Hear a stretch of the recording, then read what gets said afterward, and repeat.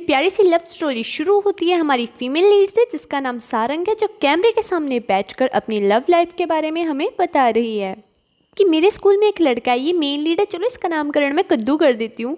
तो जो हमेशा मेरे पास बैठने के लिए, लाइक मेरी टेबल पे बैठने के लिए हमेशा अलग से बहाने दे देता है, लाइक स्टूपिड से। और जब भी हम में कभी लड़ाई होती है तो वो लड़ाई को ख़त्म कर देता है और हमेशा मेरे पास या आसपास रहने के बहाने ढूंढता रहता है। फिर मेरी छठी इंद्री मेरे को चीख चीख के बोलने लगी कद्दू मुझ में इंटरेस्टेड है। फाइनली कद्दू ने मुझे बाहर चलने के लिए पूछ लिया कि चलना साथ में घूमने चलता है। ये सुनकर मैं तो एकदम से हवा में उड़ गई। और यहाँ पर सारंग नेक्स्ट डे बहुत ही अच्छे से तैयार होती है और वो कद्दू से मिलने चली जाती है एंड दोनों काफ़ी क्वालिटी टाइम स्पेंड करते हैं, लाइक सारा दिन एक दूसरे के साथ स्पेंड करते हैं, घूमते हैं, खाते हैं। लाइक सारंग के दिल में यही बात चल रही होती है कि कद्दू शायद उसको डेट पर लाया है। सारंग को हील की वजह से उसके पैरों पर चोट लग जाती है और कद्दू जल्दी से उसके लिए दवाई ले आता है एंड दोनों में थोड़ी ऑकवर्ड सी साइलेंस होती है एंड कद्दू उसको कुछ बोलने ही वाला होता है, बट इतने में कद्दू को फ़ोन आ जाता है और कद्दू जो बोलना चाहता है वो उसके ज़ुबान पर ही रह जाता है और कद्दू को वहाँ से जाना पड़ता है। एग्ज़ाम्स खत्म होने के बाद सारे फ्रेंड बैठकर ड्रिंक कर रहे होते हैं और यहाँ पर वैसे ही ट्रूथ एंड डेयर गेम चल रहा होता है एंड कद्दू को कुछ बोलने को मिलता है। इंस्टेड ऑफ दैट कद्दू ड्रिंक पीना पसंद करता है। यहाँ सारंग क्यूरियस हो जाते हैं कि कद्दू के कान में ऐसा क्या बोला कि उसने उस चीज़ का आंसर ही नहीं दिया। फ्रेंड्स के जाने के बाद दोनों अकेले हो जाते हैं और यहाँ कद्दू एकदम से सारंग का हाथ पकड़ लेता है बिना कुछ बोले एंड फाइनली वो दिन भी आ जाता है जब कद्दू ये एडमिट कर देता है कि वो सारंग को पसंद करता है और देन वो सारंग के क्लोज आकर उसको मिशू करने वाला होता है, बट इतने में सारंग उसको एकदम से धक्का देती है और पूछती है कि तुमने मुझे पहले डेट के लिए क्यों नहीं पूछा। जिस पर कद्दू बोलते हैं कि डेट करना ज़रूरी थोड़ा है कि मैं तेरे को पसंद करता हूँ, तू मेरे को पसंद करती है, काफ़ी है। जिस पर सारंग एकदम से भड़क जाती है कि डेट करना तेरे को क्या मजाक लगता है, और वो कद्दू को बहुत कुछ सुनाकर वहाँ से चली जाती है। और ये सब कुछ सारंग अपने मुँह से कैमरे पर बता रही थी। और सारंग बोलती है कि उस दिन के बाद उस गधे ने मेरे को एक बार भी कॉल नहीं करा और बाद में मुझे पता चला कि कद्दू कोई शरीफ टाइप का लड़का नहीं है, उसने काफ़ी लड़कियों को ऐसे फंसा के रखा हुआ है। देन सारंग बताती है कि वो कद्दू के बिहेवियर से इतना दुखी हुई बिकॉज वो कद्दू को इतना लाइक करती थी, इस वजह से उसको भुलाने के लिए शुरुआत के दिनों में तो वो बहुत ज़्यादा ही रोई। एक हफ्ते के बाद अचानक से सारंग को कद्दू पर गुस्सा आने लगा और वो जिस कन्वीनियंस स्टोर के बाहर ड्रिंक कर रही थी वहाँ पर वो कद्दू को गालियाँ भी दे रही थी। और उसकी ये बातें सुनकर वहाँ पर जो साथ बैठा कपल था वो भाग जाता है और सारंग उनकी भी टेबल साफ़ कर देती है, लाइक वो एकदम नशे में थी। सारंग बताते हैं कि 2 हफ्ते के बाद सारी चीज़ें ठीक होनी स्टार्ट होगी और इतने में उसके फ्रेंड्स ने भी उसको मोटिवेट करा कि तू बहुत अच्छी लड़की है, वो कद्दू तेरे को छोड़कर पक्का पछताएगा। चलो, ज़िंदगी में फ्रेंड्स होने के भी अपने बेनिफिट्स हैं। बट इतने में सारंग कद्दू को क्लास में देखती है एंड कद्दू को लिटरली ज़रा फर्क नहीं पड़ता था, बट सारंग जैसे उसको देखती है वो उसकी इंस्टाग्राम ID चेक करने लग जाती है और बाय चांस सारंग से कद्दू की वो फ़ोटो लाइक हो जाती है और वो एकदम से चिल्ला उठती है। लाइक यहाँ पर हमें ज़िंदगी का महत्वपूर्ण ज्ञान मिलता है, चाहे कुछ भी हो जाए, किसी भी इंस्टाग्राम ID पे जाकर उनकी फ़ोटोज़ को स्टॉक मत कीजिए। चलिए आगे। सारंग धीरे धीरे अपने दुख से निकल गई और अपनी नॉर्मल लाइफ रूटीन में आ गई। देन वो अपने पर पैसे खर्चने के लिए पार्लर गई और काफ़ी अच्छी तरह से तैयार होकर अच्छे से अपने बाल वगैरह बनवाए। पर जैसे ही वो बिल देने लगी और इतने में उसे पता लगता है कि उसके पर्स में उसके पैसे नहीं है। इतने में कोई लड़का कद्दू से सारंग के बारे में पूछ रहा होता है और इतने में सारंग वहाँ आ जाती है एंड वो लड़का सारंग को उसका पर्स लौटाता है। सारंग को ये लड़का पहली नज़र में ही पसंद आ जाता है और ये हमारा सेकंड मेन लीड है जिसका नाम जून है। और सारंग उसको खाने की ट्रीट देने के लिए बोलती है बिकॉज वो उसका पर्स वापस देने आया। देन वो जून से काफ़ी बातें करती है और धीरे धीरे सारंग और जून काफ़ी मिलने लगे और धीरे धीरे वो काफ़ी अच्छे क्लोज फ्रेंड्स बन गए। अब सारंग कद्दू के बारे में एकदम टोटली भूल चुकी थी और यहाँ पर अब हमें जून की साइड से स्टोरी दिखाई जाती है कि सारंग उस दिन जिस कन्वीनियंस स्टोर के बाहर थी वहाँ पर जून भी पार्ट टाइम वर्क करता था। और अब हमें जून के बारे में पता लगता है कि वो 4 साल से पार्ट टाइम वर्क कर रहा है और वो अपना खर्चा और अपने रहने का खर्चा खुद से ही उठाता है और वो जॉब की तलाश कर रहा है। जब वो सारंग से मिला था तो सारंग ने उसको अपने साथ ग्रुप स्टडी के लिए इनवाइट करा था, जिसको जून चाहकर भी मना नहीं कर पाया था। जून को काफ़ी फाइनेंशियल प्रॉब्लम फेस करनी पड़ रही है और जून 4 साल से इंटरव्यू दे रहा है और वो किसी में भी पास नहीं हो रहा। और इस टाइम तो उसकी लैंड लेडी ने भी उसके घर का किराया बढ़ा दिया है। और ये बात जून अपनी बेस्ट फ्रेंड रिवॉन को बताता है जो 20 साल से उसकी बेस्ट फ्रेंड है। यहाँ जून को बाद में पता लगता है कि उसकी तरह सारंग भी सिंगल है एंड वो सभी अपने फ्रेंड्स के साथ बैठे होते हैं। इतने में उनकी फ्रेंड उसको हौसला देती है कि इस बार तो इंटरव्यू क्रैक कर लेगा, बट उसका बॉयफ्रेंड उसको बोलता है कि तू जून को फाल्स ऐसी होप क्यों दे रही है कि उससे वो हर्ट होगा, जिसकी वजह से उसकी गर्लफ्रेंड उसी टाइम उससे ब्रेकअप कर वहाँ से चली जाती है एंड उसका पीएफ उसको मनाने के लिए उसके पीछे भाग जाता है। अरे सही है ना, अगर आप किसी के लिए अच्छा नहीं बोल सकते तो एटलीस्ट बुरा भी क्यों बोल रहे हो। देन सारंग जून को लंच के लिए पूछती है बट जून पर्पजली मना कर देता है। जून अपनी स्टोरी सुनाना कंटिन्यू करता है कि इंटरव्यू के रिजेक्शन से वो एकदम से फ्रस्ट्रेट हो चुका है। फिर कुछ लोग आते हैं जो रूड होते हैं और ढंग से बिहेव भी नहीं करते। और यह जून बताता है कि फर्स्ट टाइम वो सारंग को कन्वीनियंस स्टोर में मिला था जब वो सामान सेट कर रहा था और सारंग वहाँ से सामान खरीद कर जा रही थी। उसने जून को बहुत अच्छे से ट्रीट करा था। शायद तभी से सारंग जून को अट्रैक्टिव लगेगी और उसी टाइम सारंग अपना पर्स भूल गई थी वहाँ पर, जिसको लौटाने के लिए जून सारंग के पास गया था। देन वो सारंग की बातें सोचने लग जाता है और खुद से ही बोलता है कि अभी उसके पास बिल्कुल टाइम नहीं कि वो किसी को डेट करे। इतने में वो अपने स्टोर पर सारंग को आते हुए देखकर एकदम से हैरान होता है। फिर वो ध्यान से देखता है, वो कोई और नहीं उसकी बेस्ट फ्रेंड रिवॉन होती है जो उसके लिए नूडल्स लाई होती है, जिसे जून की फाइनेंशियल प्रॉब्लम पता होती है। और वो जून को बोलती है कि तू मेरे कैफ़े में काम कर सकता है बिकॉज मेरी मम्मी खुशी से मान गए हैं। में वहाँ से सारंग जा रही होती है और जिसको देखकर जून का रिएक्शन कुछ इस तरह होता है। देन सडनली जून सारंग से साथ में स्टडी करने के लिए पूछता है और सारंग बिना सोचे एकदम से हाँ कर देती है, जिसको सुनकर जून एकदम से सरप्राइज हो जाता है। जून का ऐसा बिहेवियर देखकर उसकी बेस्ट फ्रेंड रिवॉन को बिल्कुल अच्छा नहीं लगता और अब स्टोरी रिवॉन के पॉइंट ऑफ व्यू से दिखाई जाती है। रिवॉन ने अपनी मम्मी की काफ़ी मिन्नतें करी थी जून को अपनी कैफ़े में नौकरी पे रखने के लिए और उसकी मम्मी 3 महीने के लिए मान भी गई थी। रिवॉन को पता है कि उसका बेस्ट फ्रेंड पैसे बचाने के चक्कर में कभी ढंग से खाना नहीं खाता, इसलिए वो उसके लिए नूडल्स लेके गई थी। जून जब कैफ़े में वर्क करने आया होता है तो वो काफ़ी थका होता है और ये बात रिवॉन नोटिस करती है एंड वो जून को एक रूम में ले जाकर सोने के लिए बोलती है कि तू रेस्ट कर, मैं कर लूँगी।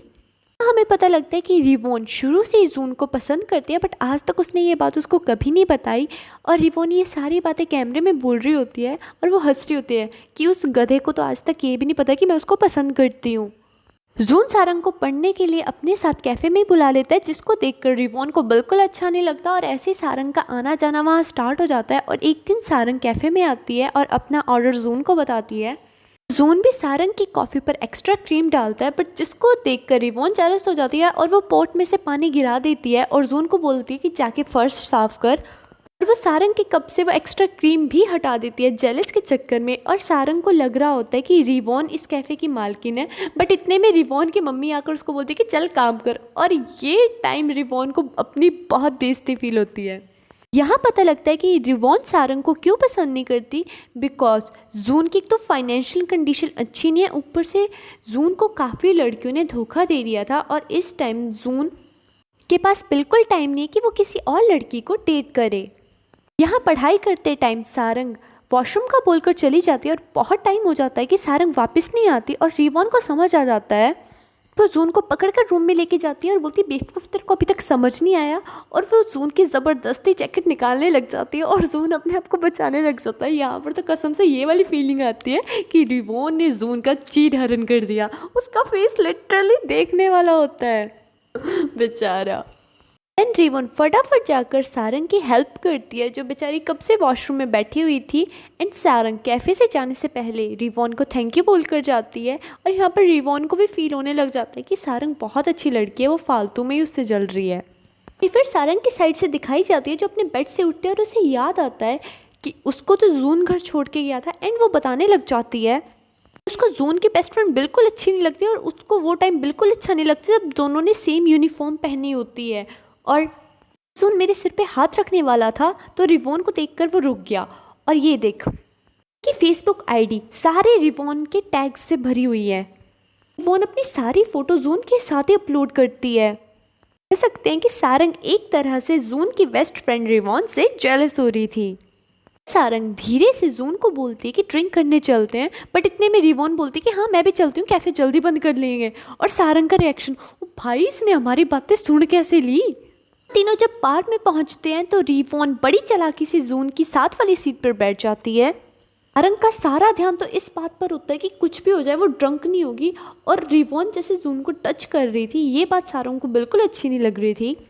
रिवॉन को उसके मॉम का कॉल आता है और वो उसको डांट रही होती है कि उसने कैफ़े इतनी जल्दी बंद क्यों किया, और इसी चक्कर में रिवॉन बाहर चली जाती है उनका कॉल सुनने के लिए, और सारंग भी इस टाइम फटाफट से वॉशरूम जाती है और ब्लश से अपने गाल एकदम से लाल कर लेती है और जून के साथ आके बैठ जाती है और एक्टिंग करने लग जाती है कि वो काफ़ी ड्रंक है। कुछ भी कहो, सारंग ने सीट तो संभाल ही ली भाई, दिमाग तो बहुत है। बट बाद में सारंग लिटरली काफ़ी ड्रंक हो जाती है, और इतनी ड्रंक हो जाती है कि जून को पिगी बैक राइड कर कर उसको उसके घर छोड़कर आना पड़ता है। अंदर जाते टाइम सारंग जून और रिवॉन को बोल देते हैं कि तुम दोनों साथ में बहुत अच्छे लग रहे हो। आज जब सारंग को सुबह उठकर याद आती है तो उसको खुद पर इतना गुस्सा आने लग जाता है कि वो बेवकूफ़ से क्या बोल के आ गई, वो कैसे जून से अब मिलेगी। स्टोरी को जून की साइड से दिखाया जाता है, जो बताता है कि रिवॉन पता नहीं काल्पनिक नाम लेकर अपनी ही सिचुएशन अपनी ही लव लाइफ के बारे में बता रही होती है और पूछ रही होती है कि उसको क्या करना चाहिए। रिवॉन मेरी माँ नहीं है, बट फिर भी वो मेरे इंटरव्यू और मेरी हेल्थ का बहुत ख्याल रखती है। अपने घर के सामने वाले स्टोर को छोड़कर मेरे स्टोर में सामान खरीदने आती है, और इवन वो मेरे स्कूल की कैंटीन में आके खाना खाती है। रिवॉन ने सोशल मीडिया पे मेरे साथ अपनी इतनी पिक्स अपलोड करी है कि मेरे फ्रेंड को भी लगने लगा कि रिवॉन मुझे पसंद कर दिया, बट मैंने उसे क्लियर करा कि नहीं ऐसा कुछ नहीं है, और मेरा फ्रेंड बोलने लगा कि रिवॉन के साथ उसकी मैं बात चलाऊं। मैंने अपने फ्रेंड की फ़ोटो से दिखाई तो रिवॉन ने कुछ खास इंटरेस्ट नहीं दिखाया, बट बाद में जब मेरा फ्रेंड रिवॉन से उसका नंबर मांगने आया तो रिवॉन ने उसे अपना नंबर दे दिया। मतलब जून को शुरू से पता था कि उसकी बेस्ट फ्रेंड रिवॉन उसके लिए फीलिंग्स रखती है, बट वो हमेशा उसके सामने ऐसा प्रिटेंड करता था कि उसे कुछ नहीं पता। रिवॉन ने भी कभी उसे डायरेक्टली नहीं बोला कि वो उसे पसंद करती है, दोनों ही अपनी दोस्ती ख़राब होने से डरते थे। रिवॉन जून को पूछती है क्या तू सारंग को पसंद करता है, जिस पर ऑब्वियसली जून मन में बोलता है कि वो झूठ नहीं बोल सकता, वो ऑनेस्ट रहेगा, एंड वो बोल देता है कि हाँ मैं सारंग को पसंद करता हूँ, जिस पर रिवॉन उसे हंसते हुए बोलती है तो बेवकूफ़ उसे बता दे इससे पहले कि उसे कोई और उड़ा के ले जाए। फाइनली यहाँ जून डिसाइड कर लेता है कि वो सारंग को अपनी फीलिंग्स बता देगा, एंड वो सारंग को कॉल करते हुए इसके घर के पास आने लग जाता है, एंड वहाँ पर वो कद्दू को सारंग को हग करते हुए देखता है और वो मिसअंडरस्टैंड कर कर वहाँ से चला जाता है। देन अब हमें कद्दू की साइड से स्टोरी दिखाई जाती है। साथ जो लड़की बैठी होती है वो अब उससे मिलने से मना कर देती है बिकॉज अब उसका बॉयफ्रेंड बन गया था। कद्दू बताता है वो किसी भी लड़की के साथ डेट करने से इसलिए डरता है बिकॉज फिर लड़कों की फ्रीडम ख़त्म हो जाती है, बिकॉज उसके फ्रेंड जब वो अपने फ्रेंड्स के साथ रात को था तो उसकी गर्लफ्रेंड उसको कॉल कर कर बुला देती है और बेचारा चला जाता है, एंड बाद में उसकी गर्लफ्रेंड उससे ब्रेकअप कर देती है जिसकी वजह से उसको दुख होता है, और कद्दू को ये दुख नहीं चाहिए था। जब आपको पता है कि इस रिश्ते को शुरू करने से लास्ट में आपको दुख होगा तो उस रिश्ते को शुरू ही क्यों करना। इसीलिए जो कद्दू था वो डेट के थोड़ा खिलाफ सा था और वो हर लड़की के साथ घूमता फिरता था। यहाँ कद्दू अकेला होता है इसलिए वो अपने फ्रेंड को कॉल करता है और ड्रिंक पे इनवाइट करता है, बट उसे पता लगता है कि उसके फ्रेंड ने अपनी गर्लफ्रेंड के साथ पैचअप कर लिया है और वो बेचारा अकेला। और उस दिन कद्दू अपने फ़ोन में सारंग की फ़ोटोज़ देख रहा था उसकी इंस्टाग्राम आईडी के थ्रू। जब सारंग उस दिन उसके सामने आई थी तो वो सारंग को देखने में एकदम से खो गया था और उसको सारे सारंग के रिलेटेड जितनी भी अच्छी मेमोरीज थी वो एकदम से उसके ब्रेन में स्ट्राइक मारती है, उसको सब कुछ याद आता है। उस दिन कद्दू को बिल्कुल अच्छा नहीं लगा था जब सारंग जून के साथ गई थी खाना खाने। देन कद्दू सारंग को मैसेज करता है और उसके रिप्लाई का वेट कर रहा होता है, बट काफ़ी टाइम के बाद रिप्लाई ना आने के कारण कद्दू को ऐसा लगता है कहीं सारंग ने उसको ब्लॉक तो नहीं कर दिया, और उसको कॉन्टीन्यूसली सारंग की याद आ रही होती है एंड वो उसको कॉल कर रहा होता है, और इस चक्कर में वो काफ़ी ड्रिंक कर लेते हैं कि वो बेहोश हो जाता है। और जब उसकी आँख खुलती है तो वो हॉस्पिटल में होता है और उसके सामने सारंग बैठी होती है। कद्दू के होश में आते ही सारंग वहाँ से जाने लग जाती है, बट कद्दू उसको रोकता है कि एटलीस्ट बात तो कर ले। देन कद्दू सारंग को बोलता है कि वो पहले से बदल चुका है क्योंकि जब भी वो किसी दूसरी लड़की के साथ था वो कॉन्टीन्यूसली सारंग को याद करी जा रहा था, एंड वो सारंग को अपनी ज़िंदगी में वापस आने के लिए बोलता है। सारंग भी उसको टोंट मारते हुए बोलती कि क्या हुआ, अब लड़कियों की फीलिंग्स के साथ खेलना बंद कर दिया, और तेरे को जो ये बीमारी हुई है ना तेरे इन्हीं बुरी कामों का नतीजा है। मैं तो कहती हूँ तू जल्दी ठीक ना हो, तेरे को बहुत ज़्यादा पेन हो। और ये कहकर वो वहाँ से चली जाती है। अब कद्दू भी सारंग पर इतनी जल्दी गिव अप नहीं करने वाला था, इसलिए वो नेक्स्ट डे ड्रंक होकर सारंग के घर के बाहर पहुंच जाता है एंड वहाँ पर बहुत ज़्यादा सीन क्रिएट करता है और उसको गुस्से से बोलता है कि अब तुम मेरे साथ रहने वापस आ क्यों नहीं सकती, मेरे को चांस क्यों नहीं दे सकती, क्योंकि मैं सुधर चुका हूँ। और ये वही टाइम था जब जून सारंग के पास आ रहा था, बट सिचुएशन देखकर वो मिसअंडरस्टैंड करके चला गया। जब कद्दू को पता लगता है कि सारंग अब जून को पसंद करती है और वो उसके पास बिल्कुल वापस नहीं आएगी, ये सुनकर एकदम से कद्दू का दिल टूट जाता है। नेक्स्ट डे कद्दू सारंग से सॉरी मांगता है कि सॉरी मैं उस रात को ड्रंक था, एंड वो फिर से सारंग को अपनी ज़िंदगी में वापस आने के लिए बोलता है और उसको एक चांस देने के लिए बोलता है और बोलता है कि मैं सुधर चुका हूँ। पर जिस पर सारंग उसको ये बात समझाती है कि एक ट्रस्ट होता है, जब ट्रस्ट टूट जाता है तो वो दूसरी बार नहीं होता, और सारंग उसको मना कर कर वहाँ से चली जाती है। और फिर सारंग की साइड से दिखाई जाती है, एक्चुअली जून का बर्थडे आने वाला होता है, इसलिए सारंग उसके बर्थडे की तैयारी कर रही होती है और वो एक रेस्टोरेंट में एक टेबल भी अलग से बुक कर देती है एंड उसके लिए गिफ्ट भी लेके जाती है, बिकॉज सारंग को भी कहीं ना कहीं ये फील हो गया था कि जून उसमें इंटरेस्टेड है।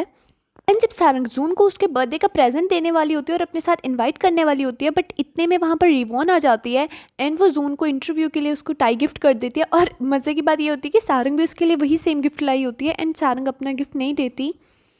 रिवॉन जून का बर्थडे अपने कैफ़े में सेलिब्रेट करने लग जाती है और यहाँ सारंग को ऐसा लगता है कि जून और रिवॉन शायद बहुत ज़्यादा क्लोज है और वो उनके बीच आ रही है, इसीलिए सारंग वहाँ से उठ के चली जाती है। एंड बाहर जब वो जाती है तो उसे हर जगह जून ही दिख रहा होता है। फाइनली रिवॉन भी अपनी फीलिंग जून को कन्फेस कर देती है, बट जून उससे सॉरी बोलता है और भागते हुए वो सारंग के पास जाता है जो बेचारी देवदास बने हुए ड्रिंक कर रही थी। उनको ये भी क्लियर हो जाता है कि सारंग और कुद्दू के बीच उस दिन कुछ नहीं हुआ था, वो जस्ट एक मिसअंडरस्टैंडिंग थी। और सडनली जून सारंग को कन्फेस कर देता है अपनी फीलिंग। अब उसे ये पता लगता है कि सारंग भी उसे पसंद करती है, तो जून एकदम से सडनली सारंग को मिशू कर देता है। देन दोनों खुशी खुशी एक दूसरे को ऑफिशियली डेट करने लग जाते हैं और यहाँ सारंग को पता लगता है कि जून पहले अपनी फीलिंग के लिए कंफर्म नहीं था, बट बाद में उसको कंफर्म हो गया कि वो सारंग को पसंद करता है। यहाँ रिवॉन भी जून के फ्रेंड के साथ अब खुश होती है और कद्दू भी सुधर गया होता है, क्योंकि जब से उसकी लाइफ में सारंग आकर गई होती है वो एकदम से सुधर गया होता है। वो अपने फ़ोन से सारे लड़कियों के नंबर डिलीट कर देता है। एट लास्ट एक ब्यूटीफुल लाइन बोली जाती है कि इट्स ओके कि आपको अगर वेट करना पड़ता है और आपको स्ट्रगल भी करना पड़ता है, पर एट लास्ट हम किसी के साथ प्यार में पड़ ही जाते हैं। बैंक ये स्टोरी हमें बहुत कुछ सिखा के जाती है कि हमें अपने पास्ट को पकड़े नहीं रहना चाहिए, हमें अपने प्रेजेंट में खुल के जीना चाहिए, और फ्यूचर में आपको क्या पता भगवान ने आपके लिए क्या गिफ्ट्स रखे हैं। और एक बात जो इस स्टोरी की मेरे को बहुत अच्छी लगी कि फीमेल लीड ने सेकंड मेन लीड को चूज़ करा, अदरवाइज मैक्सिमम स्टोरीज़ में फर्स्ट मेन लीड को चूज़ करती हैं और सेकंड मेन लीड का दिल ही टूट जाता है, जबकि वो सबसे अच्छा होता है। वो सबसे ज़्यादा फीमेल लीड की केयर करता है, बट लास्ट में उसके हाथ कुछ नहीं आता और वो खुशी से साइड हो जाता है। बाकी सब चीज़ें सुनो, बट इस स्टोरी का ये ज्ञान सुनो कि कभी भी किसी का सोशल अकाउंट स्टॉक मत करो, बिकॉज अगर गलती से आपसे कोई उनकी पुरानी फ़ोटो लाइक हो गई तो वो तो यही सोचेगा कि ये पर्सन मेरी 2 साल पुरानी फ़ोटो को लाइक कर रहा है, क्या ये मेरे को स्टॉक कर रहा है। टेल मी फैमिली कि आपको ये स्टोरी कैसी लगी, और स्माइलिस करके बताओ। मैं देख रही हूँ सभी स्माइलिस करना ना ऐसे कम कम कर रहे हैं, ज़्यादा स्माइलिस करोगे ना तभी न्यू सीरीज़ आएगी। और पिछले जो मैंने वोट पोल डाला था उस पर भी किसी ने टारगेट कंप्लीट नहीं करा। हद है, कितनी आलसी फैमिली हो।